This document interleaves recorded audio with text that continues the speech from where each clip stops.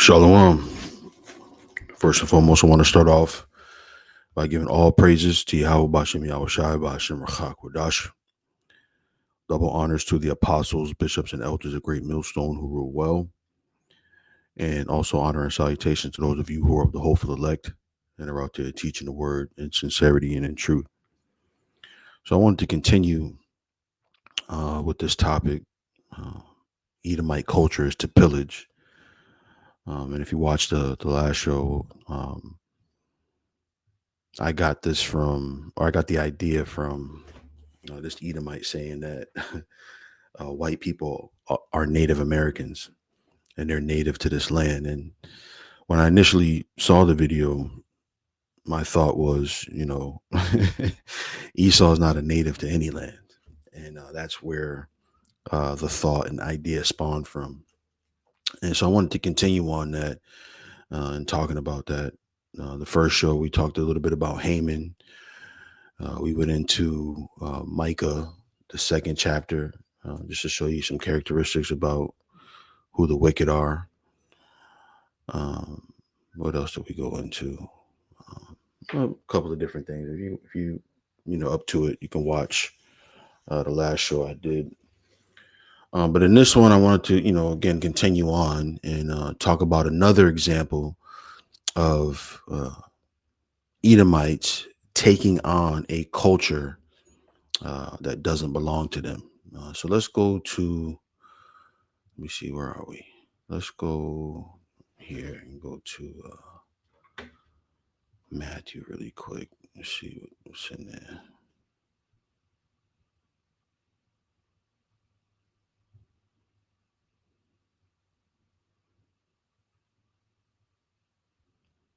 All right. So this is Matthew 2:1. It says, "Now when Yahushua was born in Bethlehem of Judea in the days of Herod the king, right?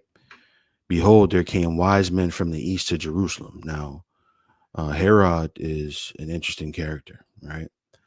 Because Herod ruled Jerusalem as king.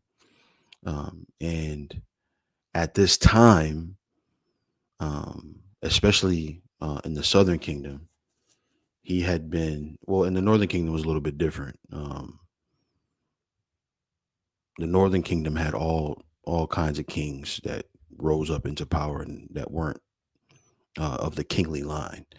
But the southern kingdom, even if they were going off or not, it still was a patrilineal kingdom where it got passed down from father to son.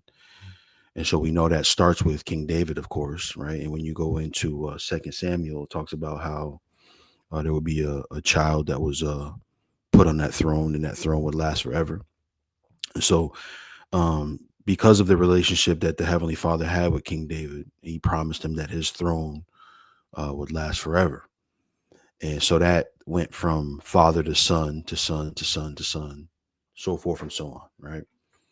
So Herod, as king, was the first king in Judea who wasn't of that kingly line, and at the time, even so, you had, I think it's 400 years about when you talk about the time between Malachi and Matthew.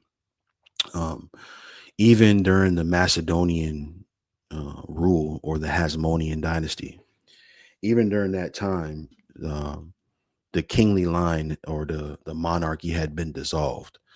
And even though Mattathias and Judas and his brothers uh, were in a rulership role, they weren't of the kingly line of David. They were priests from Modin.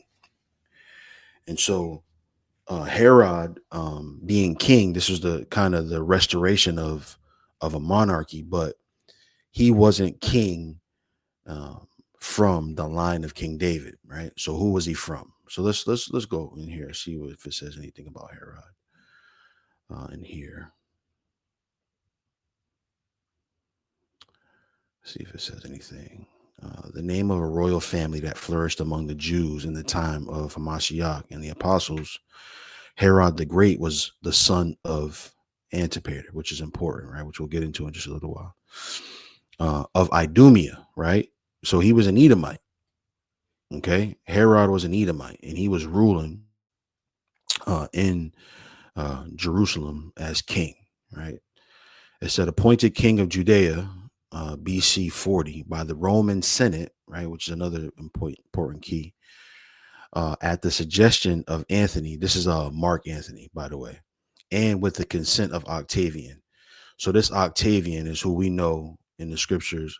I think it says Octavian in the scriptures, but this is Augustus, right? Augustus Caesar. So he was the first of those 12 feathers that we read about in Second Ezra's 11 and 12, right?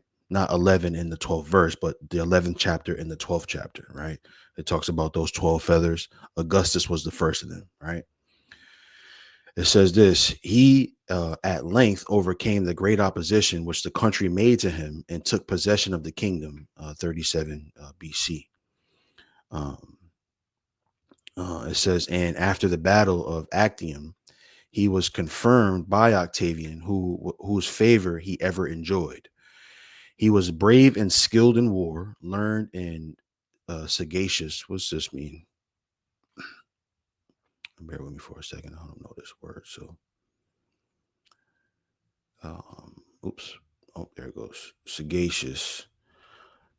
Uh, having or showing keen mental discernment.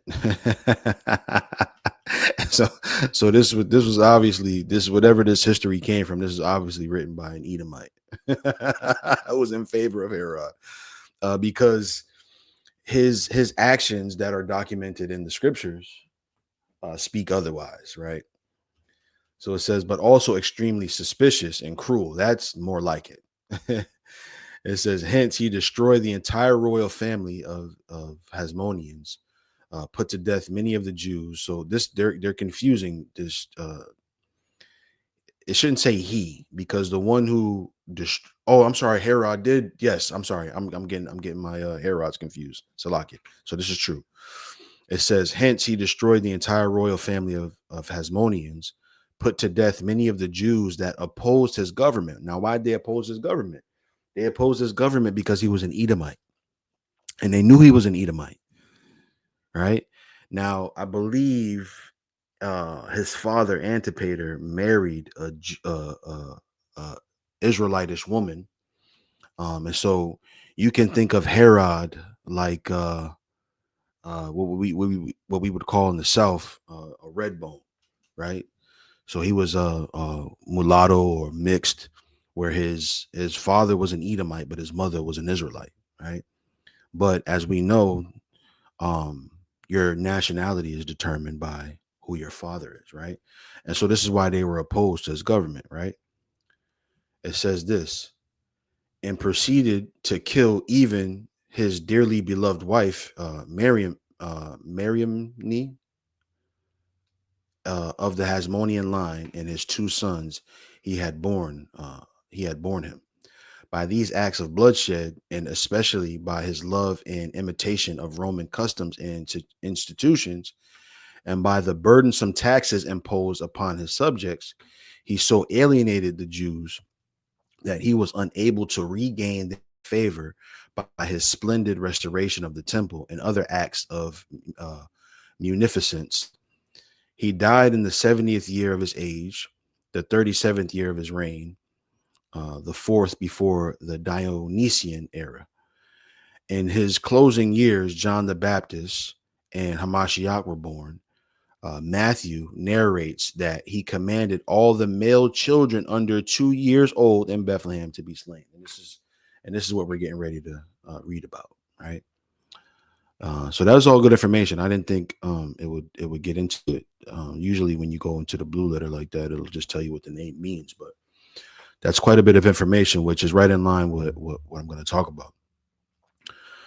So verse 2, it says, saying, where is he that is born King of the Jews? For we have seen his star in the east and are come to worship him, right? When Herod the king had heard these things, he was troubled. Why was he troubled? Because he understood that that kingship, right, that monarchy was going to go to the Lord Yahushua due to historical records, due to prophecy. He understood that he wasn't supposed to be in that seat. And so it bothered him that now the true king had been born, right? It says this: when Herod the king had heard these things, he was troubled, and all Jerusalem with him. And when he had gathered all the chief priests and scribes of the people together, he demanded of them where Hamashiach should be born. Right. So why did he gather the chief priests and scribes? Because they knew the history. Right. They knew what the prophecy said as far as where he'd be born. Right. And so he was trying to look for him. And they said unto him, in Bethlehem of Judea, for thus it is written by the prophet. Right. It says, and thou, Bethlehem, in the land of Judah, art not the least among the princes of Judah, for out of thee shall come a governor that shall rule my people Israel. See? So they went into the prophecy. So this goes to show you how important the prophecy is, right? Even Herod had the sense to say, well, let's go to the scribes and find out where he was going to be born so I can get him, right? Then Herod, when he had privately called these the wise men, inquired of them diligently what time the star appeared. And he sent them to Bethlehem and said, go and search diligently for the young child. And when ye have found him, bring me word again that I may come to worship him also, which was horseshit, right? Because he later on, which I'll get to right now, let's see.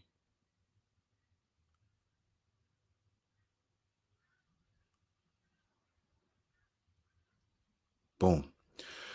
Verse 16, it says, then Herod, which is what that excerpt said here, it says, then Herod, when he saw that he was mocked of the wise men, was exceeding wroth, and sent forth and slew all the children that were in Bethlehem and in all the coast thereof, from 2 years old and under, according to the time which he had diligently inquired of these wise men, or the wise men. Right.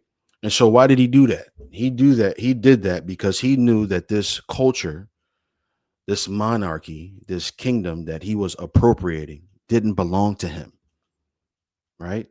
And this speaks to the way the Edomites treat us today, right? Because what does it say in Second Ezra? Let's go to Second Ezra because I quoted it quite a bit in the last show. Let's just go to it this time.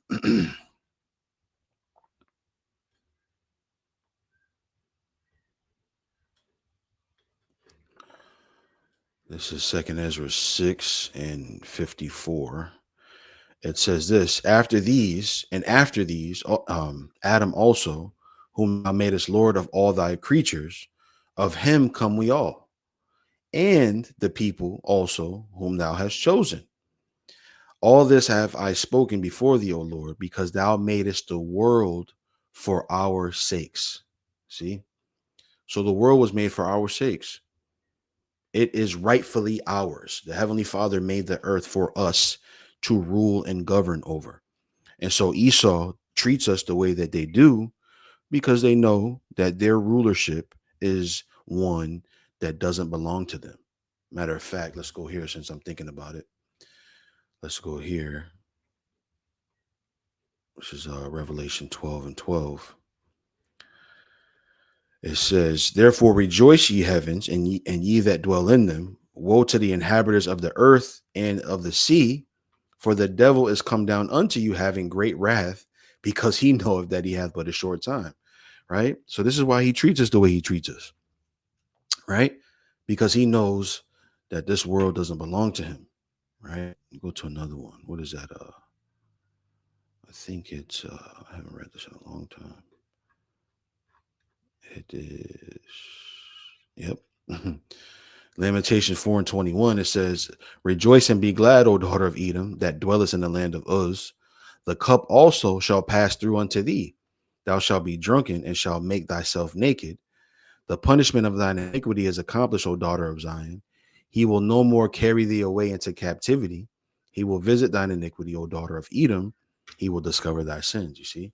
So their time is up, right? And they know that. And so they're gonna harm us on the way out.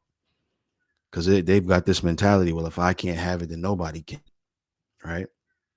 And so there's some more details on Herod here that I wanted to get into that I used Chat GPT to pull up. So I always kind of talk to Chat GPT and ask a question. Um, and if you're savvy enough, you can ask the question in a way to get the truth without them trying to block you from getting the information. Because I knew about this information, but you do so much reading and research, you don't remember exactly where you got the information from. So I was happy that I was able to go into Chat GPT and get the information. But again, you got to be a little savvy with the questions that you ask. So I said I wanted to talk about Herod a little bit.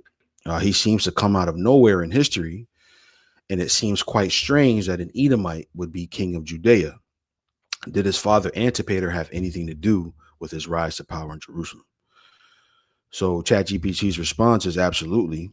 Herod's rise to power, especially as an Edomite or Idumean, is one of the more fascinating and politically loaded developments in Judean history.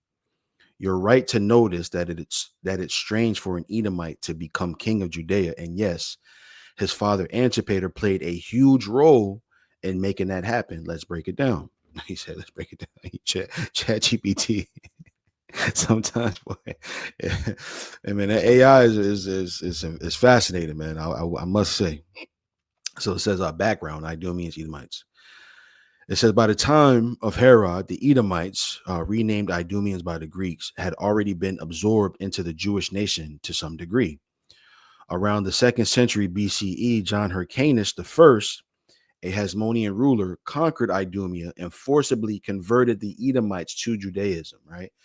Matter of fact, let's pull this up for shits and giggles.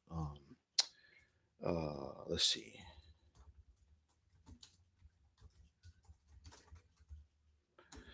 because it'll show you. I've pulled this up several times. This is the one I like. So if you go to this map here, oh shit, okay. Let's see if I can go into the website here. Of course, it's for sale, but it'll allow me to zoom in a little bit. So if you go in here, so Edom obviously is south of Judea, right? And as you read in the Maccabees what John Hyrcanus was doing, you'll be able to see some of these lands that's named here, Emmaus, and all of these different lands that are in Judea. And so as they made their way up into here, right, because what you can see, uh, John Hyrcanus, right, who was talking about in this little excerpt, shows the arrows, and this is the basically the direction that he moved to conquer what was known as Edom at the time, right? So they was basically pushing them out of the land, right? And so you'll see all of these different lands. You can't really see them here in this map, but here's Hebron here. I think the scriptures say Moses ruled first in Hebron, right? So all of these different lands down here, John Hyrcanus went and had them convert to Judaism, right? Where was I? Where was I? Where was I? What scripture was I? Oh, I was over here. Right. So that's what this is talking about right here. Um, so he conquered Idumea and forcibly converted the Edomites to Judaism. So what he did was he made them get circumcised, right? If they were going to dwell in that land, they had to be circumcised and they had to live as Israelites. Okay. And so as it's going to say here also, so when you get to Herod's time, right, Edomites were already dwelling in Israel and living as Israelites, at least in practice, not by nationality, of course, but at least by practice. So it wasn't strange for an Edomite to be around, but it was strange for an Edomite to become king in Judea, right? Especially during the Hasmonean rule, right? So Herod's family was technically Jewish by religious practice, but they were not ethnically Israelite, right? It said this always made Herod a politically suspicious figure in the eyes of the native Jewish population, especially the Pharisees and Hasmonean loyalists, right? So now it's going to get into Antipater, the Idumean, right? So it says Antipater was the key figure behind Herod's political rise. Here's what he did. So this just really gets into Herod's rise politically, and what you're going to see is that it mirrors a lot of what Haman did. Right now, I'm not saying that Antipater is Haman, but what I'm saying is the modus operandi matches, where you get Haman, who got in good with Ahasuerus, and now you have Antipater here, who was befriended John Hyrcanus, right? So it says Antipater was a key figure behind Herod's political rise. Here's what he did. One, political operator under Hyrcanus II. So Hyrcanus II, which is John Hyrcanus the first son, right? It says Antipater served as a high-ranking advisor to John Hyrcanus II, one of the two Hasmonean brothers, Hyrcanus and Aristobulus, right, who were fighting for control of the Jewish throne, right? So there was a civil war between two Israelite men, Hyrcanus and Aristobulus. Um, it says Antipater backed Hyrcanus and used his influence to secure Roman support during the Hasmonean Civil War. So he was like, all right, well, look, I'll fuck with the Romans over here. So if you need some help, I can go to the Romans directly, right? And this is what Edom does. As a matter of fact, if you go into the history of the Macedonians that precedes Philip the Macedonian, they've always done this, where they've played both sides of, let's say, a conflict, and employed their influence to choose one side over the other, and they still do this today, where you get these Israelites. I'm sorry, I'm calling them Israelites. God damn, these so-called Jewish people who go about and they play both sides of a war, right? Creating a racket, right? And this is what they do. Okay, so this is again their modus operandi, right? They're this is how they get in, and then they pillage and take. Okay, so it says this number two, alliance with Rome. Around 63 BCE, the Roman general Pompey intervened in Judea and chose Hyrcanus II as high priest and ethnarch. Antipater became the real power behind the throne, functioning like a prime minister.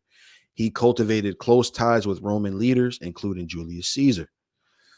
It says Roman citizenship and appointment. In gratitude for his support during Caesar's campaigns, especially in Egypt, Julius Caesar made Antipater a Roman citizen and procurator of Judea in 47 BCE. That gave him enormous authority, and he used it to place his son Herod as governor of Galilee at just 25 years old. And so this is how his son became king. This is how Herod became king. Okay. We'll read a little bit more of this. It says, with his father's influence and Roman connections, Herod became governor of Galilee, where he impressed the Romans by cracking down on bandits and rebels, even though this caused tension with the local Jewish leadership. After Antipater was poisoned around 43 BCE, Herod kept the political momentum. In 40 BCE, the Parthians invaded and briefly took over Judea, installing Antigonus, a Hasmonean, as king. Herod fled to Rome, where he was surprisingly appointed king of the Jews by the Roman Senate at the urging of Mark Antony and Octavian, who later became Augustus, right? And so this is history, man. This is their history. This is what they do. They appropriate other cultures, and they've done this for millennia. Okay. And when you read, which is why this is one of my favorite books. Um, uh, Not everything is a rich man's trick. What's the book there? Confessions of an Economic Hickman. They show you that they still do these things when they have these psyops, or when they have these different coups going on in these lands. It's a ploy to take over, right? And they do it. They do it devisingly, right? Cunningly, where they go in and they take over these lands. Okay. So let's go. Let's keep going. Let's keep going. Um, I want to go to this right here. I think this is it. I want to go to this right here. Play this clip. It's fair use. I'm not making any money off of this, or what else you got to say for Esau, so you don't cut your channel down. um, but I want to play this clip from I think this is a show, Dinner in America. But I've always loved this scene since I've seen it, so I wanted to play this. Contribute? Say something. You want me to say something? Fine. I'll say something. You people, you're not a race. You are a virus. You destroy the world. Everything beautiful, you poison. Mm-hmm. And that mirrors the scriptures, right? Well, let me see. Let's go here.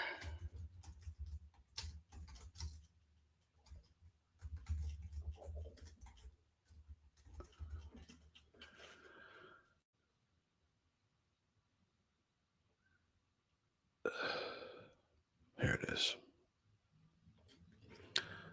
This is Revelation 11:18. It says, "And the nations were angry, and thy wrath is come, and the time of the dead, that they should be judged, and that thou shouldst give reward unto the servants, the prophets, and to the saints, and them that fear thy name, small and great, and shouldest destroy them which do what? Destroy the earth." You see? Right? That mirrors what the scripture says. Let's go back. You drag us from our homes. You rape our daughters, murder our sons. You crack our spines and do all you can to break our will. You stab us. Then you put the knife in our hand and tell us it's our fault. And if you don't do it yourself, you stand by, close your eyes, and pretend there's nothing wrong. And then you pray to your God to silence our screams so that you can enjoy the happiness that we built for you with our blood. But it's not your fault. It's the only way you know how to be. It's their modus operandi. that's the only way they know how to be. It's the only way they know. They don't know benevolence.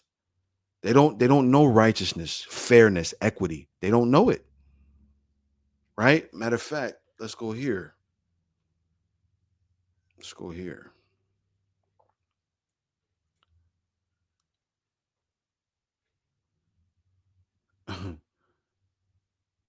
Yep, here it is. It says this, yea, Psalms 58:2. Yea, in heart ye work wickedness, ye weigh the violence of your hands in the earth. The wicked are estranged from the womb.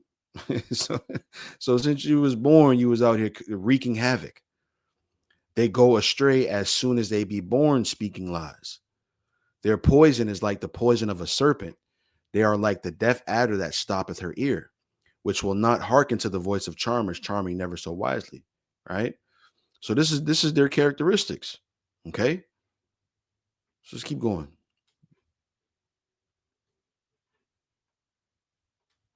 And the only thing that will change anything is if another virus comes along and does to you what you do to us. Yep.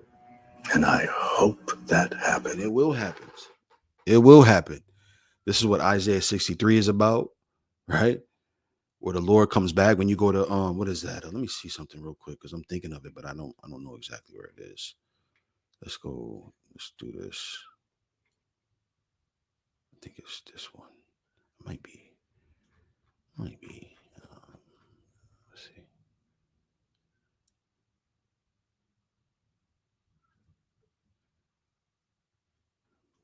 1 second. Actually, let me just use this real quick. I can find it faster with this one. Bear with me for a second. No. Is it? Yeah.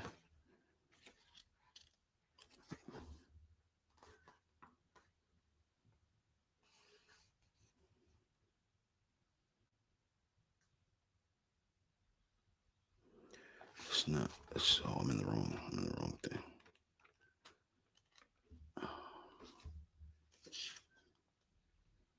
Mhm. Yep. Yep. So let's go here. What is that? 11 and 37. So Salaki, bear with me for a second here. 11. This is Second Ezra's 11 and 37, right? It says, "And I beheld, and lo, as it were a roaring lion chased out of the wood, and I saw that he sent out a man's voice unto the eagle, and said, Hear thou, I will talk with thee, and the highest shall say unto thee, Art not thou it that remainest of the four beasts, whom I made to reign in my world, that the end of their times might come through them? And the fourth came and overcame all the beasts that were past, and had power over the world with great fearfulness, and over the whole compass of the earth with much wicked oppression. And so long time dwelt he on the earth, or upon the earth, with deceit. For the earth hast thou not judged with truth. For thou hast afflicted the meek, thou hast hurt the peaceable, thou hast loved liars, and destroyed the dwellings of them that brought forth fruit, and hast cast down the walls of such as did thee no harm. Therefore is thy wrongful dealing come up unto the highest, and thy pride unto the mighty. The highest also have looked upon the proud times, and behold, they are ended, and his abominations are fulfilled. And therefore appear no more, thou eagle, nor thy horrible wings, nor thy wicked feathers, nor thy malicious heads, nor thy hurtful claws, nor all thy vain body, that all the earth may be refreshed, and may return, being delivered from thy violence, and that she may hope for the judgment and mercy of him that made her. All right. So it's going to happen. They're going to be wiped out, man. Okay. Let's play a little bit more of this. Then I'll get out of here. Very soon. Wow. This evening obviously hasn't gone as I'd hoped. And I think I'm having a full-on panic attack right now. So I'm going to go to the bathroom and get myself together. And when I come back, I hope you don't see me as the devil. Oh, you the devil. That's right. You the devil. All right. So that's it, man. Hopefully that was edifying. I think I got one more part I want to do with this. Yeah, I got one more part I want to do with this, and then Lord's will. That'll be it, at least on this topic. So again, hopefully that was edifying. I want to give all praises to Yahweh Ba'Shem Yahweh Shai Ba'Shem Rachak Wadash. Double honors to the apostles, bishops, and elders, a great millstone who rule well. Honor salutations to the elect. And with that, I say shalom.